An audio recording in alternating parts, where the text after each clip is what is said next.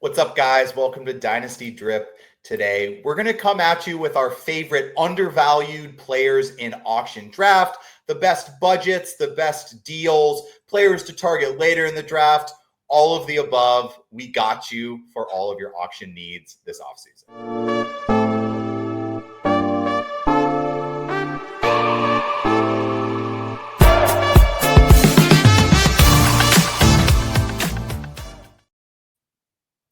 What's up, guys? I got Andy on the channel. We are stoked to be talking some auction today. It's one of our favorite ways to play fantasy football. I think we're going into year 6, 7, or 8 of our OG auction league, and I've really only fell in love with it more every single season. Andy, what about you? Is auction the new wave, or what about it?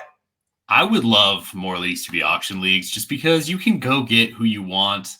It rewards people who have a deeper understanding of fantasy football because you're not going off of ADP. You're just drafting the guys you want. You have to do a little bit of a budget there, and there's no time in the draft where you get a zone out. You have to be locked in for the full 2 hours. You're at the end of the draft in a snake league. You make your 2 picks. I mean, you can just go chill for 10 minutes because you don't really have to think about anything until, 3 players behind you. So it's just an absolute blast. You get whoever you want. And yeah. I totally agree, man. I mean, the thing about auction for me is that you can make a list of your 30 favorite players and your team will be comprised of players only off that list, most likely. Yeah. Because you can build it how you want. Now, of course, if you write the top 20 players down, you're not going to end up with all of them. But as long as you space some of them out, and have some guys to target in the second half of your drafts, etc., you are golden. So that's what we're going to talk about today. And to kick it off, Andy's first undervalued auction player is who? Matthew Golden.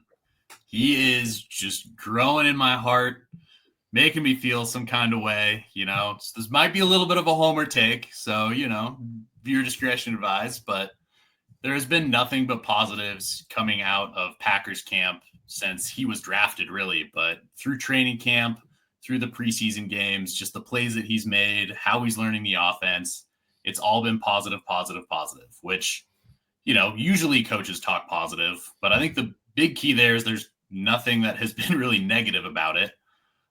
Plus, right now, Jaden Reed in a walking boot, Ontavian Wicks looking questionable, there's a good chance Matthew Golden is going to be, fully ready to go in the offense week 1 as their number 1 target. They might not have an option to kind of ease him in. And he was, to go back, the first wide receiver they've taken in the first round since Brett Favre was a quarterback, and they drafted Javon Walker. So they put so much into this guy. They're going to use him. And currently, with what the values they have on Sleeper for the auction, it's $4. I wouldn't be surprised if he even goes for less, because if you've done auction leagues before, you know that it gets to a point, everybody's out of money. You're pretty much putting $1 or $2 on players you like. And this is a guy I'm definitely going to be targeting in ours. Last year I was into the Green Bay receiving room because it was okay, somebody's got to step up and be the number 1 guy. And it really didn't happen. They led the league in drops. It was kind of all over the place. But just because that's the way it was last year doesn't mean that this year can't be different and there will be a number 1 guy. And I was kind of leaning Reed, but just the more that, I've heard about Golden and seeing him on the field in practice, I think my money's now more on Matthew Golden to be that guy. Also, I want to apologize to anyone watching. I did use the wrong banner. I should have used the insert Packer player here one for when Andy joins the show. Because as you guys know, there will be a Packer on this list at some point every time Andy joins. But, dude, I'm with you, man. I think Matthew Golden, I think people should pay more attention to the fact that the Packers took a first-round wide receiver than they are. Let it happen, man. I think this Packers offense is going to be efficient. And just like you said, I think Golden's a great budget value. In general, yes, he may be projected for $4 of your $200 budget on Sleeper. But I would say in my auction experience, players don't usually go for between $3 and $7. I feel like they either go for more than $7 or they'll go for 2 or 1. Yeah. I feel like that little weird zone usually doesn't happen because either people are overbidding for players like a Matthew Golden, where, he's not the kind of player you want to throw out there in the first 30 minutes because he's going to go for $7 and you're going to ruin your budget value on him. But everything you said is so true about Matthew Golden, man. I mean, this guy played 1 year at Texas and he just was immediately the best receiver there. He came over from Houston, I'm pretty sure, before, and he was just a great player immediately for the Longhorns. So I think he's a great value choice and undervalued option in auction leagues going late. I'm going to transition right into one of my favorite late wide receivers to target in an auction league. I wouldn't be surprised if you're going to get this dude for $2, $1 because so many people got burned last year targeting this player. That's going to be Michael Pittman. And one thing I really want to talk about with Michael Pittman that I think for me is a reason he is sort of a target is it's not that I'm higher on the Colts QB room than the market is. I personally do not think Anthony Richardson is a great thrower of the football. We'll see what happens if and when Daniel Jones steps in. But I do think that all is accurately being priced into Michael Pittman's redraft value, his auction value, his snake value, his ADP, whatever you want to call it. It's being priced in. He's going as like wide receiver 40 something, 50 something. So it's not like they need to be good for him to hit at this value. But if they are good, or if Michael Pittman returns to his form from previous years, last year he was dealing with a back injury for like the entire season. And he basically just was like putting his like shot in his back to play. Like he just was injured the whole season. Everything this offseason from Colts camp is that Michael Pittman is like the captain of the team. He's like the guy in the offensive room. Like they all love him. He is the alpha in that wide receiver room. Yeah, and I mean, you just go back 1 year before this, and he was the wide receiver 13. He's been a top 24 guy in the previous 3 years before this one. And, he had a bad year. And like you said, his value is at an all-time low. In your auction league, I would be surprised if you nominate him at the end of the draft if other people are going to be bidding him up because he left such a bad taste in people's mouths. But there's pretty much only room for him to grow and be better. And at your $1 price tag for any of these guys, if it doesn't work out, you're not investing significant capital in them, but there's upside here for all of these guys that we're talking about, or at least a role for them on your team. So I like it here. And for my shares of Pittman and Dynasty, I really hope this is the bounce back as well. So I'll ride this train with you. Yeah, I mean, I think Pittman is the perfect player where I wouldn't be surprised come the end of your auction draft to see Pittman go for the same price as a player who is valued maybe as like a 12th round value. Because that's kind of what happens in a lot of these auction leagues is that everything from round like 7 to 8 on can kind of start to be maybe $1 or $2 player. Whereas, like, I would much rather spend my $1 on Michael Pittman, who's been a top 24 wide receiver in his career, than spend my $1 on, like, some random player that's, like, going super late. And you're just like, oh, dude, but I don't know, man. I think it's Ben Sinnott's year. You're like, dude, why are we spending $1 on that? Spend your $1 on Michael Pittman, a guy who could actually be a difference maker if he sees your lineup. Andy, I got to say, I'm stoked you put this guy on your list. Spoke about him as a dynasty buy. I am in on the hype. What do you love about Emeka Egbuka? There is so much to love about Emeka Egbuka. Just like with Matthew Golden, the reports out of camp have been phenomenal. I mean, Baker brought him up unprompted on the Kelsey podcast when they just asked him what he was looking forward to about the season. He just kind of stopped and goes, let me tell you about this Emeka Egbuka. And I saw a tweet from somebody, he analyzes, I don't know if it's interviews or how like these candidates do when they come in, just their knowledge of the NFL game. And Emeka scored super highly. It sounds like he understands the offense. He can play all three positions. And there's a chance that Chris Godwin might start out on the pup. There's a chance that he's not going to be full strength coming into the season or miss some significant time, which immediately gives Egbuka an opportunity to be out there. Evans is getting older. I love Mike Evans. He's still great. He's probably going to have right around 1,000 yards again.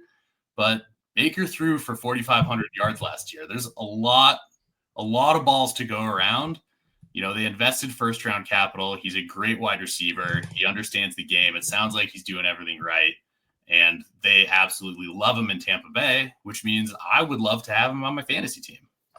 Yeah. I mean, in general, like historically, targeting first round wide receivers in your redraft league usually can potentially give you a league winning upside type of player. And like you said, I maybe wouldn't have been targeting him as highly. But with Godwin probably starting the season on PUP, it hasn't been fully confirmed, but like it's looking more like the case. I think it's fair to be targeting Emeka like later in drafts now. What I'm curious about is like if you do your auction draft today, I would love to get Emeka at his value. I'm curious what happens to his value 3 weeks from now if that stays true. But all we can do is talk about what is true at the moment, and that is Emeka Egbuka would be a great $2 player, just like Matthew Golden, very similar to targeting guys like Xavier Worthy, Brian Thomas Jr. They're going in the same exact range, and you would have looked like a genius for getting those two guys for $4 combined last year instead of spending $7 on Zamir White. So let's move on.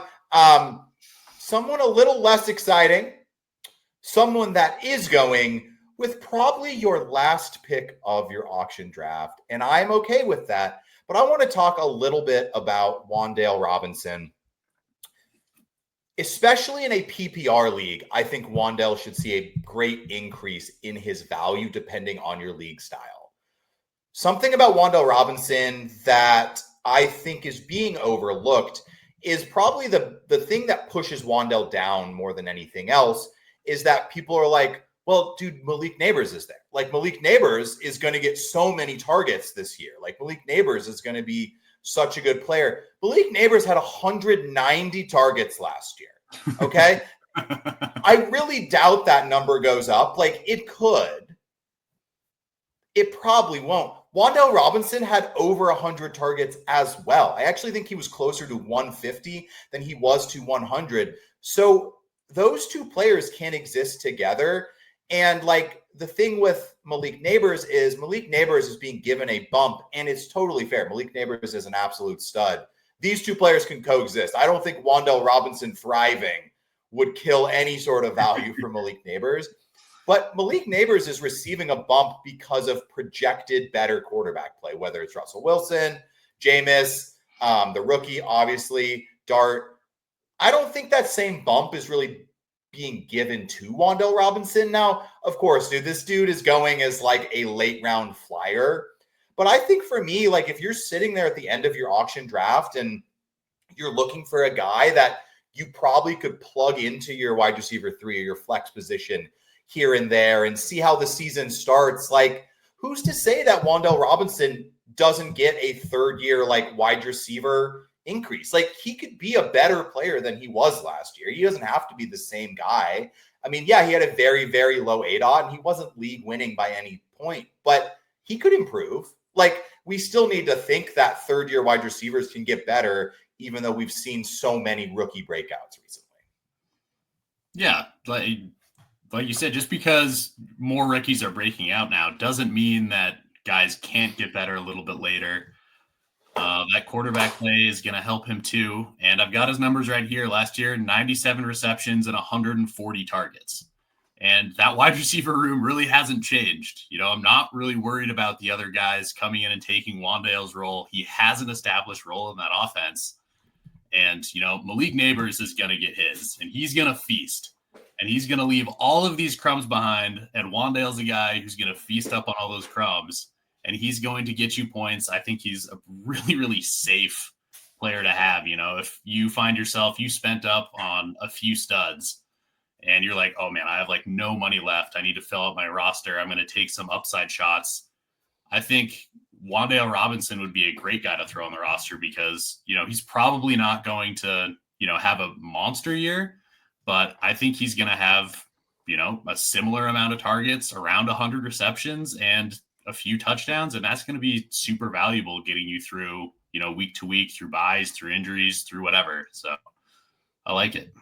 So Andy's on the train with me, guys. Talked about Jordan Mason on the channel earlier. Andy, why Jordan Mason for you this year?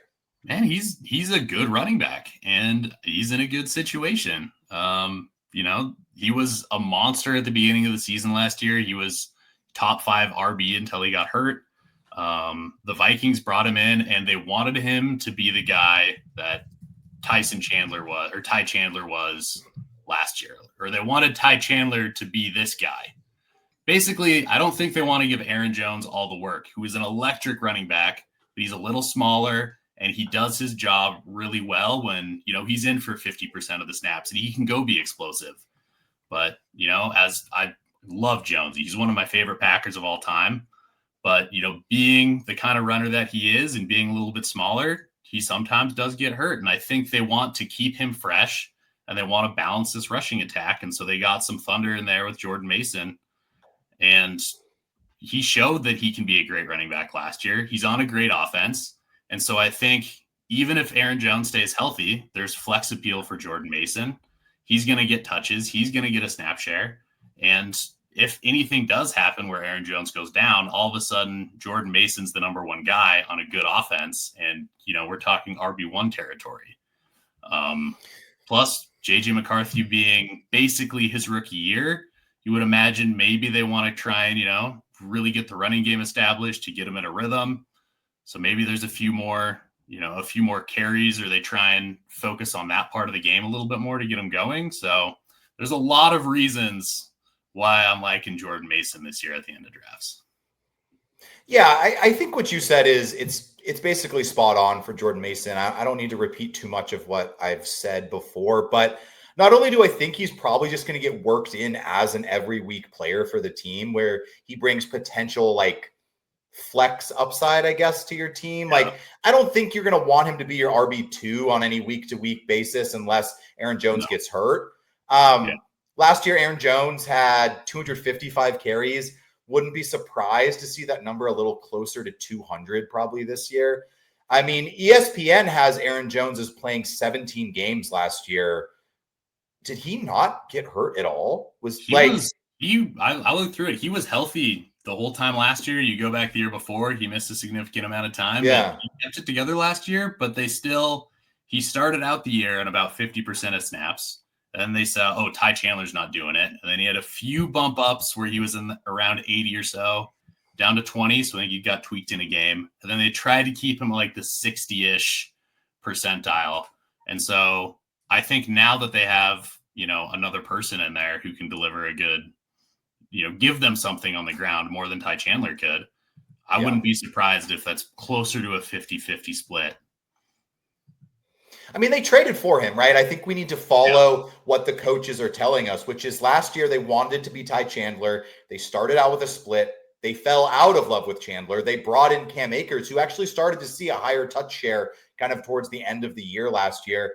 And then they trade for Jordan Mason, a guy who's going to know the system. Like, he runs this offense, and Jordan Mason has contingent upside if anything happens to Aaron Jones. Jordan Mason could be Jordan Mason from last year if anything happens. So I'm going to talk about a undervalued running back that I think is kind of just going.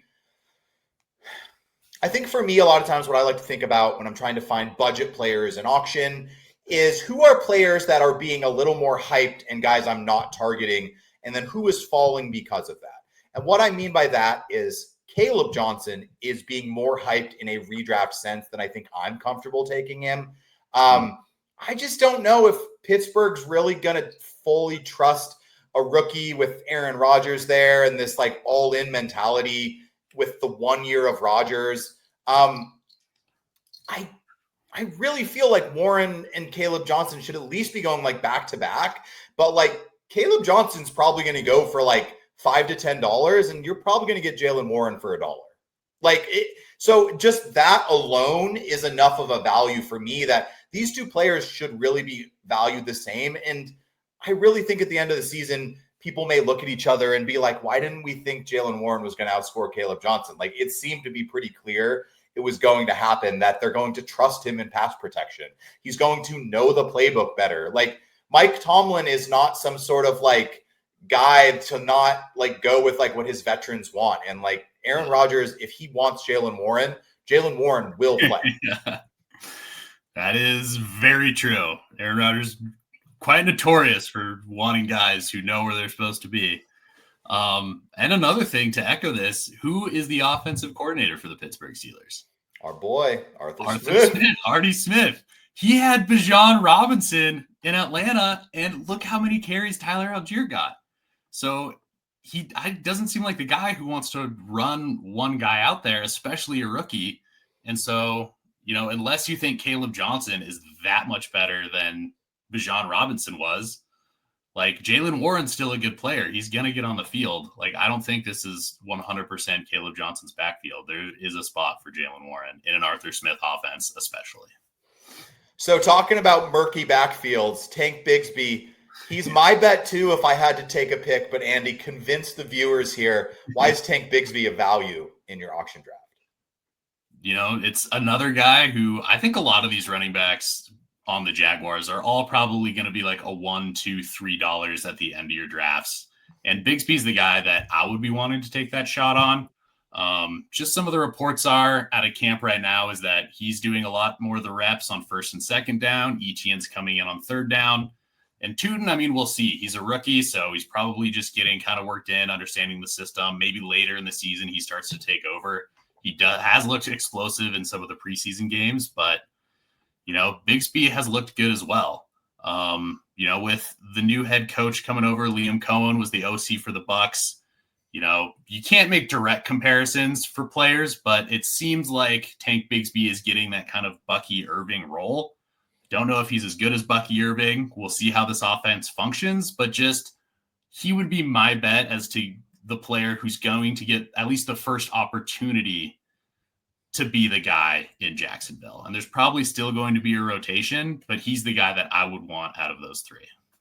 Yeah, he's not going for a crazy amount. He's going at a fair range in your drafts where you're getting upside with this player. And to me, I think really the thing that it's like, if I'm betting on a player, I'm betting on Bigsby, is he just projects to be the best goal line back for this team. And if you're going to find any value with your fantasy running backs, unless it's a PPR league and you are drafting a player that has some sort of James White-esque receiving role, you need rushing touchdowns. What happened last year with James Cook? He averages 3-4 rushing touchdowns a year, and then he has 18 touchdowns last year. And James Cook just absolutely explodes, right? So if you want upside from a murky backfield, you have to select the guy who's going to score the most touchdowns. I think that projects to be Tank Bigsby. Just body type, actions, and just like you said, it's if he's running on first and second down, does that mean Etienne's playing this hurry up third down role, which would project to be the Rachaad White role from last year? We can't make direct comparisons, but it is what we have to go on. And here's the thing, dude. If you spend $1 on Tank Bigsby, by week 5, this backfield is just a complete crap fest and you don't want any of them, just cut them. It's cool. You'll live. And I think we're going to learn what that backfield is in the first month of the season. Oh, for sure. So moving on, I could have insert random Packer player, but dude, I think this guy's one of the best budget values in snake drafts, in Dynasty, especially in auction. If part of your strategy is to go budget at tight end because you want to get 2 stud running backs or you want to get 2 stud wide receivers, look no further than Tucker Kraft as a budget tight end. I want a piece of the Packers passing attack on every one of my teams. So if you miss out on getting a Matthew Golden, I think Tucker Kraft is a pretty good player to go for. The thing is, there's a reason the Packers offense and Jordan Love was hyped last year. It just didn't come to fruition for the wide receivers, although it did kind of come to fruition for Tucker Kraft, who had a sneaky good year. But I just think Jordan Love, returning to his 24 points per game from the last half of the season, not last year, but the year before, that's within the cards if he's completely healthy. Yes, he did just have a surgery on his non-throwing hand, but it was his lower body last year that really held Jordan Love back. So if they go back to passing a little more at all, or Josh Jacobs regresses in the touchdown department because he was on an absolute streak last year. He scored in 10, 12 straight games or something. It was something crazy. I forget what it was. I remember betting it every week and it just kept happening. And I was well, I'm just going to keep throwing this in until it doesn't happen. But give me Tucker Kraft as a part of that Packers passing attack. Yeah, and it's such a wide open room right now that there's no reason why Tucker Kraft, wouldn't be a huge part of this offense. None of the wide receivers really stepped up last year. I love Matthew Golden, but Tucker Kraft kind of did step up when he was called upon. He didn't have some of the same dropping problems that the wide receivers had. And he showed that he belongs in this league. He's a good blocker. He's a good pass catcher. He's kind of the complete package at tight end for this team. And the way that the Packers offense wants to run, they want to be able to run the ball. And so his ability to block is going to keep him on the field, the whole time, whether they're doing passing plays or running plays. And I like my tight ends to be on the field. I like my tight ends running routes. Tucker Kraft can do it all. You don't have to tell, I can talk about how much I love Tucker Kraft for, the next 2 hours. So I'll probably leave it at that, but I'm very much for it. I just think his value is it's a little confusing to me. I think it's one of those things where he was hyped 3 months ago and then people just kind of got bored, I think. And they've started to just hype different players. And now all of a sudden, Njoku goes before him. Evan Ingram goes before him. Yeah. Both the rookies go before him. And it's are we sure about that? Are we sure that Tucker Kraft isn't just a pretty good player and he's probably going to be tight end 7 and you're going to draft him at tight end 13 and you're going to be well, that was a good value. And that's the exact topic of this show. Who are the budget guys to fill out your lineup if you want to spend your money on studs? And Tucker Kraft is a guy who should be on that list if you're targeting a tight end. So Andy and I are each going to talk about a budget quarterback. This could be for a 1 QB draft if you're going late round QB. This could also be for a super flex draft as well, Andy. So tell us about Dak Prescott. I think the last thing that we have to remember Dak is he just got hurt last year. He was on an okay pace to start the season. He got hurt. He missed time. But if you go back to the year before, he got off to a little bit of a slow start and then won people championships. He was absolutely outstanding. If you go back to 2023 and look from week 6 on, 24 points, 38 points, 30 points. He was just absolutely on fire. And Dallas has not done anything but make me think it's going to be even better this year because he's got some of the key recipes for fantasy quarterback success. He's got good wide receivers. You got CeeDee Lamb. They bring in George Pickens, who I think is a great compliment. I think that helps out Dak a lot. I don't think that hurts CeeDee. I like both of those guys. They don't really have a good running game. I don't think that Javonte Williams and, Jaden Blue are, stud players who are going to demand all sorts of touches and be super efficient. And they had a bad defense last year, and now there's talks about Micah Parsons wanting a trade, which even if he stays, they weren't very good. But if he goes, this is kind of, the recipe for, in my opinion, he's kind of like a budget Joe Burrow. He's not as good as Joe Burrow, but he's got great weapons to throw to, and he's got a really bad defense. So this offense is going to have to be throwing the ball. They're going to have to put up points to stay in games. And so he's just going to be slinging it out there. And he's proven that he's at least competent enough to do that. And he's been a stud quarterback for fantasy before. And I think this year he will bounce back and be very valuable at the end of your drafts if you miss out on, the top 5 or 6 guys. Yeah, I think you actually absolutely nailed it here with Dak. It's that defense is probably going to suck. It sucked last year. Yeah. It didn't get better. I can tell you that. It didn't get better at all. He gains a downfield weapon in George Pickens, who I think is being undervalued. He's going to go too early to be on our budget undervalued auction targets. But I think you could say George Pickens is being undervalued as well, even just as an asset for how much this team could potentially throw the ball this year. In the running game, yes, could we be wrong about these things? Sure. But logically, they didn't invest a lot in running back. They're probably going to be behind. He's just going to have to throw. And I would not be surprised to see Dak have some sort of impact similar to kind of what happened with Baker last year. He's being drafted where Baker was being drafted last year, where I had Baker in our auction league. he was my QB2, my QB3. Do you want to know what? I ended up in the championship because I had 2 quarterback ones by the end of the year.